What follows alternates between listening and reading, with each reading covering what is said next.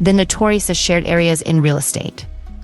Mention the notorious daily shared area daily, and many homeowners are likely to be outraged.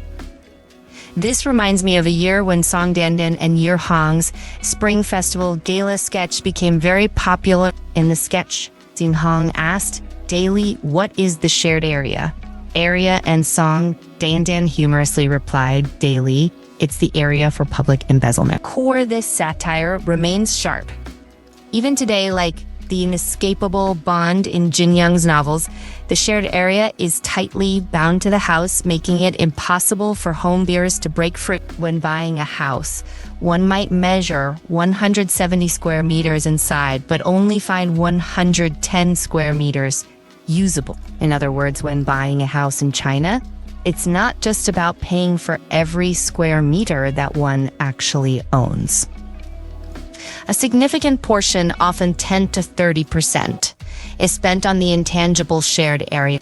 No wonder some say that in China, you pay a clear price for a house, but end up living in a confusing one. What's more concerning is that not only do you pay for the building area when buying, but after moving in, property fees are also based on the shared area. For a 170 square meter house, I only live in 110 square meters, and yet I'm responsible for the property fees for the 60 square meters of shared area. Moreover, the various advertisements placed in elevators, corridors, and other public areas generate income for the property management, but they don't share the profits with the homeowners. Homeowners are left feeling helpless and frustrated, wondering why they should be burdened with the shared area. When it comes to the shared area, we must mention Hong Kong, which can be considered the originator of the shared area system. Before 1954, buildings in Hong Kong were sold by the artery, which was beyond the financial reach of ordinary people. To expand sales, developers began to sell by floor and then by unit. This led to the question of how to account for the stairs, corridors, and passageways. Developers came up with a compromise: weeks to allocate the land and all buildings of the entire building to all residents in proportion to the building area. What you pay for is the building area, and the elevator shaft, lobby, and other occupied areas are deducted according to the agreed proportion, leaving the remaining as the actual usable area within the unit. This is the earliest origin of the shared area. Mainland China followed suit in the 1990s, adopting the shared area into the real estate sector, and it has been in use ever since. As we all know, the shared area system was abused in Hong Kong and was abolished in 2013, yet we remain indifferent. Let's also consider that the Earth is vast. But are we the only ones with a shared area system? In fact, out of the world's 233 countries and regions, most purchase houses based on the actual area within the unit, not per square meter. In Europe and America, houses are priced based on the actual usable area.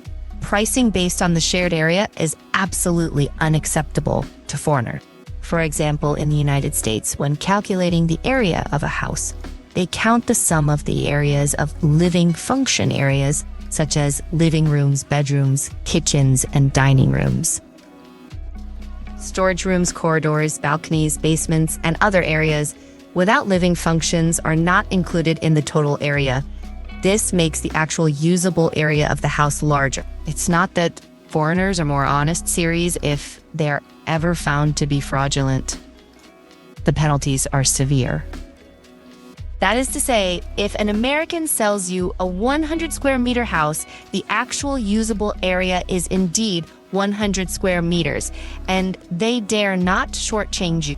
Currently, houses and land are not selling well, and the financial pressure is immense. Various localities are staging self-help plays. Once there were various subsidies for water, electricity, gas, high-speed rail, etc., that have all increased in price, but compared to the income from selling land and buildings, it's just a drop in the bucket. in order to keep the locals from leaving.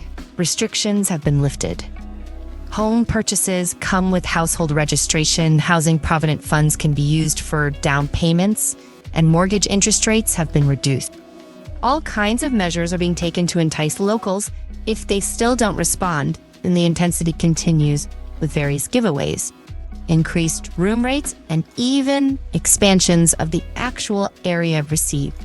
It can't be said that the shared area has been completely abolished, but from a certain perspective, if the room rate reaches 100%, it's not much different from abolishing the shared area. For example, starting from May 1st this year, commercial housing in Zilaki, Sting, Guangdong began to be sold based on the actual area within the unit.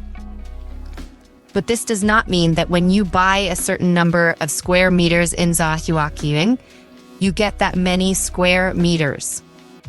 Without the Shreifen of shared area, there are two pricing standards running in parallel details, one based on the building area and the other based on the actual area within the unit. Both pricing methods are clearly marked in the contract, and the total price of the house remains unchanged. The deed tax and property fees paid for the purchase are still based on the building area. So the shared area has not been truly abolished. In fact, new houses, especially the fourth-generation residences, not only have no shared area, but also offer additional free space, making the room rate easily exceed 100%. Although I personally do not buy houses, I enjoy visiting real estate projects. In Guangdong, the newly launched China Resources, Lifu, has a room rate of basically over 95%, with the shared area greatly reduced.